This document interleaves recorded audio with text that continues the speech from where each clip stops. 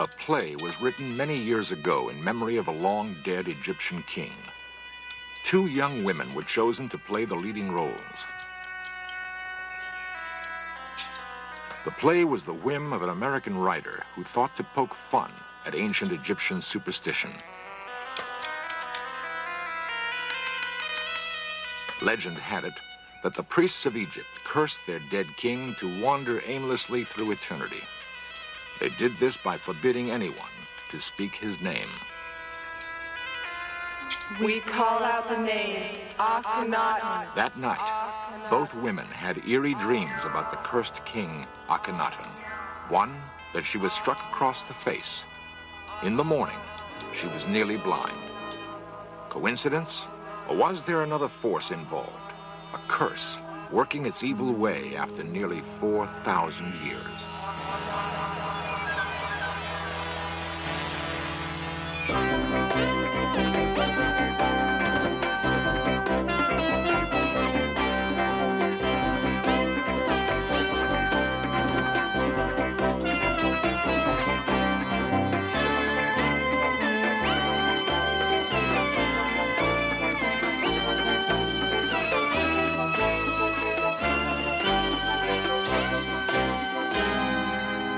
The priests of Egypt had enormous power. Not even the Pharaoh was immune from their vengeance.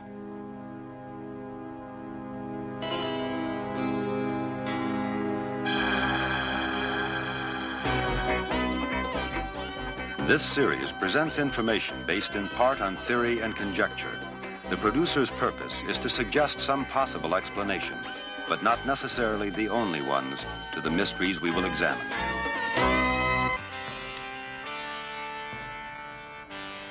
Egypt. It was already a great nation 3,000 years before Christ was born. Its kings built enormous monuments during their lifetimes. By the 20th century, 33 royal tombs had been excavated in the Valley of the Kings. The most exciting discovery, however, was still to come. It would be the culmination of a sequence of events that began not in Egypt, but in the green fields of England. The Berkshire Downs.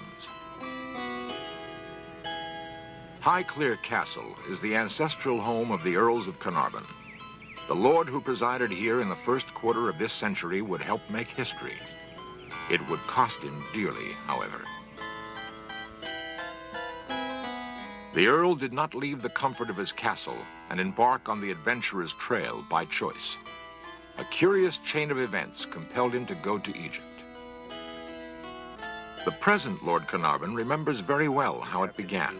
First of all, my father had a serious accident in Germany, a motor accident, and he was rather badly injured. He also suffered from rather weak lungs, so his doctors said to him, doesn't matter where you go, but you must go to a dry, warm climate every year from now on in the winter months. So Papa said to himself, well, that's a fine kettle of fish. He likes shooting and everything else. So he decided that he'd go off at the end of the shooting season, about the beginning of February, and he went to Egypt. The rhythm of life along the Nile was a radical change for the Earl. After he'd been there a few months, Lord Cromer was sent for him and said, my dear Porchy, he said, if you're coming out here regularly, you're going to be so bored you won't know what to do with yourself.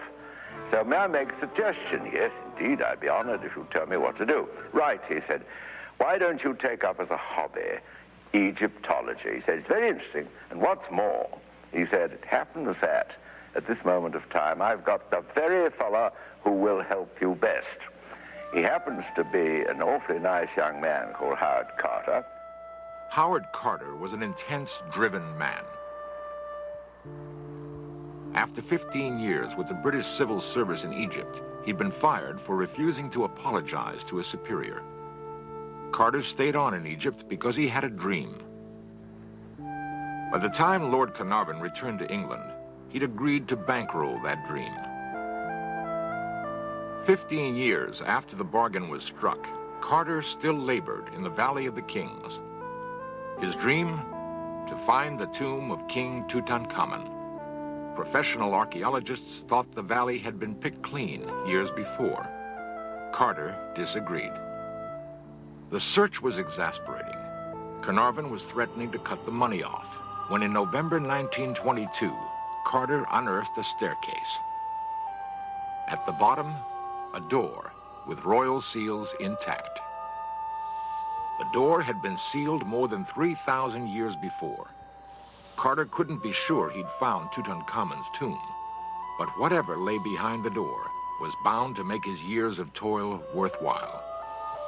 And at that moment, he got to the stage where he was able to see that there really was the jackpot, the hopes that they'd worked for all those years. They uncovered the steps, the first steps.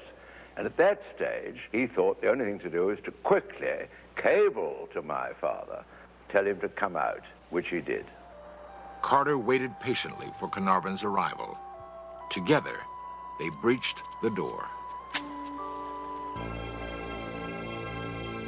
"Can you see anything?" Carnarvon asked. Then, slowly, the answer. Yes, wonderful things. Wonderful indeed. Carter's vision and Carnarvon's patience had paid off. Beyond treasure, there was the undisturbed body of a long-dead king, the resting place of Tutankhamun, Pharaoh of Egypt. At last, Carter was face to face with his dream. Around Tutankhamun's neck, a magnificent gold collar. Carter recognized it as the vulture goddess Nekhbet, a warning to intruders. There were reports of another warning on a tablet that has since vanished. Death will slay with his wings whoever disturbs the rest of the Pharaoh.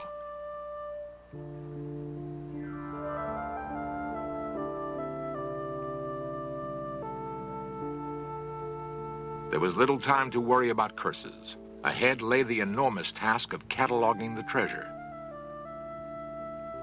Carter and Carnarvon were apparently not the first to enter the tomb after it was sealed. There was evidence that someone had rummaged around, then fled. Perhaps ancient tomb robbers frightened by the curse. Carter gathered up the great treasure thieves had abandoned, evidence that Tutankhamun reigned in the glory days of Egypt's past. He ruled from about 1334 to 1325 BC. Tutankhamun was 9 when he became pharaoh, not yet 20 when he died. In those days, Egypt exacted tribute from Asiatic princes and carried on an active trade with the Mediterranean kingdom of Minoa. Word of the discovery of Tutankhamun's treasure spread quickly. Tourists were becoming a problem. Lord Carnarvon returned to Cairo with part of the treasure. He had no way of knowing it, but he would never see England again. Fever, brought on by an infected mosquito bite, ravaged the Earl's body. When I arrived, there was my father, pulse beating in his throat. You could see he very bloodshot eyes, obviously frightfully feverish and ill. So I say to the nurse, whatever happens, for heaven's sake, call me. The young Carnarvon went to his own room as his father fought what was to be the last battle of his life.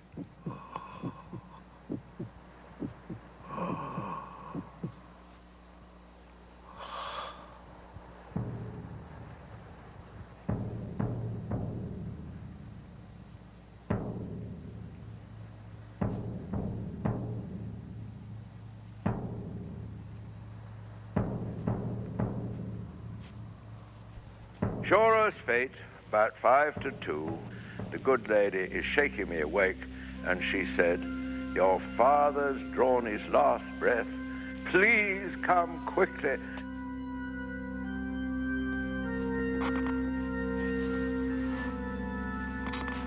Something was wrong with the lights, and young Carnarvon needed a flashlight to find his way to the Earl's bedside.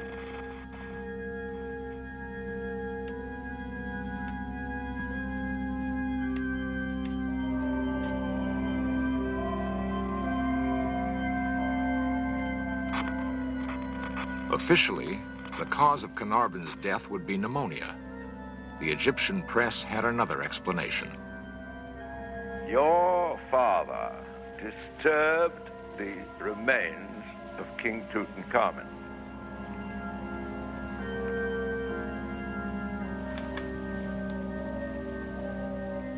He took his revenge, and he was responsible for the whole of the lights in Cairo going out at exactly the moment he died. Lord Carnarvon was only the first of many who would die shortly after visiting the tomb of Tutankhamun.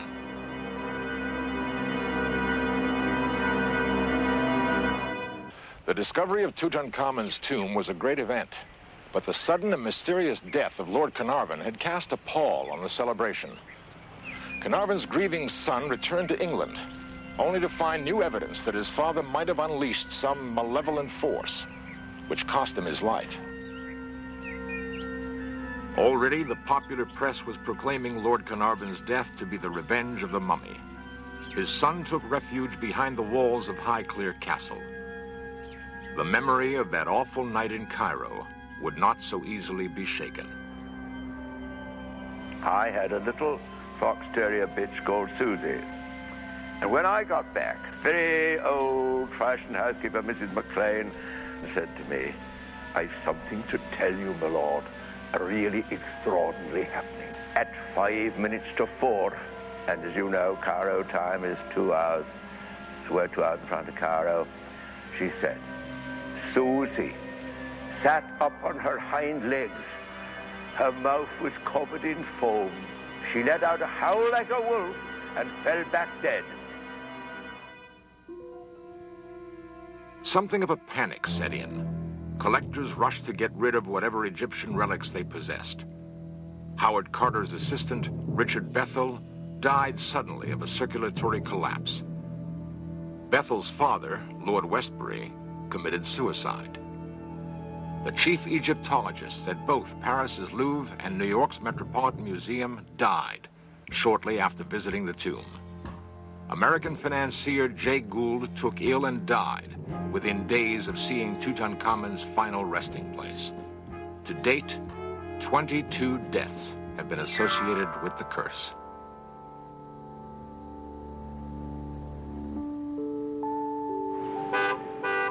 Oxford University became the center for an exhaustive study of the relics removed from Tutankhamun's tomb, and for an investigation of the curse many now believed was real.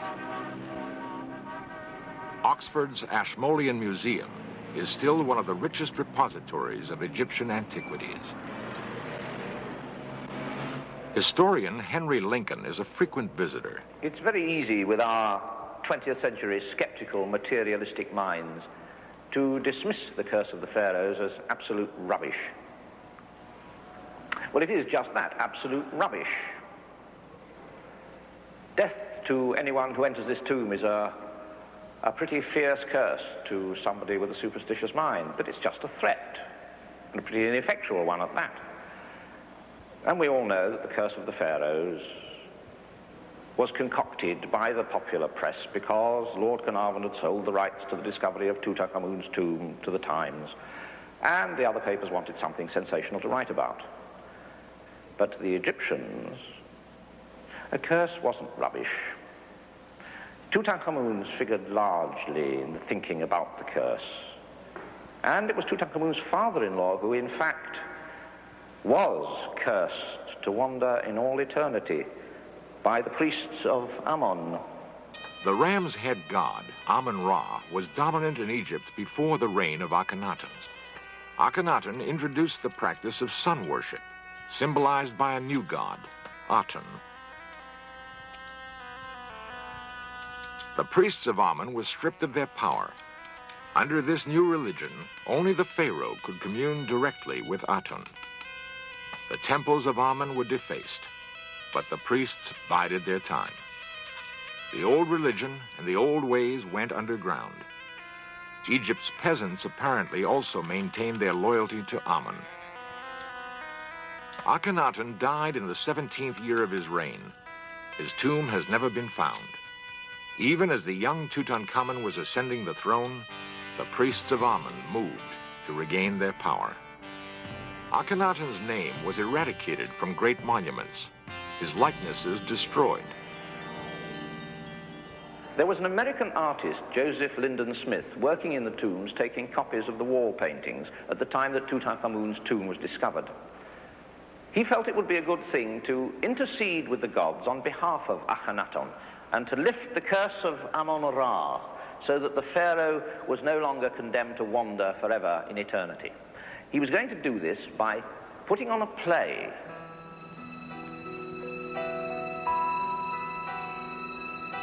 The ruler is born like the E.A.T.A and will endure for eternity if only we speak his name. We call out the name Akhenaten. Akhenaten, Akhenaten, Akhenaten, Akhenaten, Akhenaten, Akhenaten, Akhenaten. We call out the name Akhenaten. At the final dress rehearsal, something unheard of happened. At the moment when Akhenaten's own prayer was being spoken, a colossal hailstorm began. To the Egyptian helpers who were there for the play, it was as if the gods were throwing stones at them. The rehearsal had to be abandoned. The two women who were playing Akhenaten and his mother, both that night had the same dream.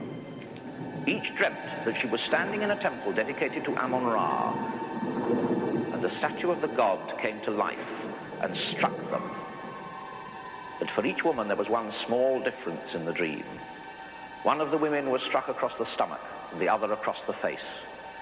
Within 48 hours, the one who had been struck across the body was having a serious abdominal operation, and the one who had been struck across the face had the most virulent case of trachoma ever seen in a European. She almost lost her sight. Everybody associated with that little play, within that period of 48 hours, had been struck down by some minor illness or other. Was that the curse of the priests of Amun, still working after all those thousands of years? And if it wasn't the curse, what was it? A new chapter to the mystery of the mummy's curse opened in 1976 at the Paris airport. The occasion was an eerie state visit.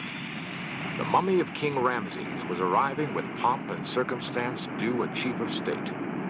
Something terrible was happening to the mummy, and Egypt wanted France to help. The mummy was taken to the Museum of Man in Paris. In a sealed laboratory, Egyptologists gathered.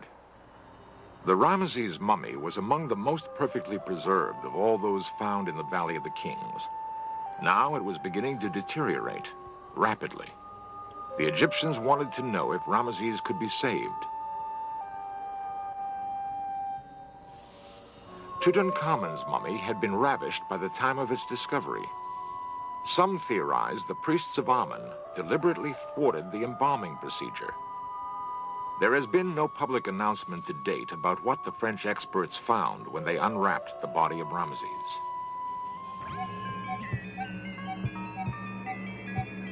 The speculation has been that a dangerous bacteria, perhaps dormant for thousands of years, is now alive and at work on the mummy. Egypt's priests knew something of biology. Perhaps they knew more than modern men imagine. In the tomb of Tutankhamun were many wonderful vessels of gold and alabaster. They were apparently designed to hold precious liquids and rare unguents. If they contained something else, something lethal, the secret died with the last priest of Amun-Ra. 1977 affords millions of Americans the opportunity to see Tutankhamun's treasures.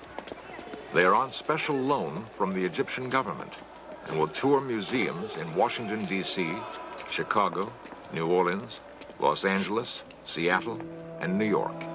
55 works of art from what many consider the greatest archaeological find in history. Time has eroded much of the mystery and awe which gripped discoverers Carter and Carnarvon. The curse is probably rubbish after all. Perhaps the priests of Amun-Ra tasted enough vengeance with the deaths of Lord Carnarvon and some of his close associates. After all, Howard Carter lived out a long and happy life, and he was the first to break the seals on Tutankhamun's tomb. If the priests of Amun sought to obliterate the memory of Akhenaten and his heir Tutankhamun, they failed. Their names have been rediscovered and spoken again and again. To a pharaoh, that was assurance of immortality. Life, symbolized by the Ankh. Earrings, probably worn by Tutankhamun as a young boy. The wooden figures are likenesses of favorite slaves, servants for the pharaoh in the afterlife. Other figures guarded the young king's tomb for the 3,000 years he was forgotten.